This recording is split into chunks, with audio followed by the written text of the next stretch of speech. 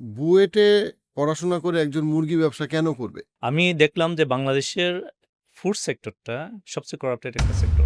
বাংলাদেশের মানুষ যে এত অসুস্থ, এটা প্রধান কারণ হলো আমরা যা খাই। এই খাবারটা আমি অনেক বড়, বড় কোম্পানি জানি যাদের হায়ার ম্যানেজমেন্ট তাদের তৈরি খাবার খায় না। এখান থেকেই আমরা একটা চেঞ্জ আনার জন্যে, যেহেতু ভবিষ্যৎ প্রজন্ম সবচেয়ে বেশি মুরগি খায়, এখান থেকেই মুরগিতে আসা।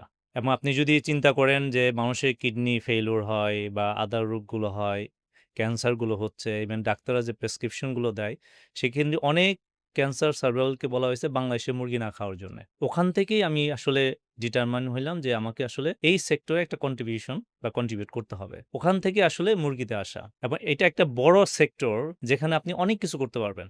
আমাদের খাবার একটা প্রধান অংশ মানে আমিষের প্রোটিনের একটা বড় সোর্স হলো এই চিকেন। এইটা যদি আমরা ঠিক করতে পারি, তো আমাদের দেখা যাবে অনেক রোগ-বালাই হোক বা আমাদের ভবিষ্যৎ জাতি খুব একটা স্বাস্থ্যকর জীবন লিড করতে পারবে। আপনি যদি অসুস্থ হন, আপনি যত বড় অর্থনৈতিক শক্তি হন না কেন, কোনো লাভ নাই। এটা অনেকটা বেলুনের মতো। আপনি অনেক বাতাস দিচ্ছেন, কিন্তু একটা ছিদ্র আছে, ওখান থেকে সব বাতাস বের হয়ে যাবে। আপনি অসুস্থ, আপনার কোনো কিছুই ভালো হবে না। দিনের শেষে ব্যালেন্স শিট আপনার 0।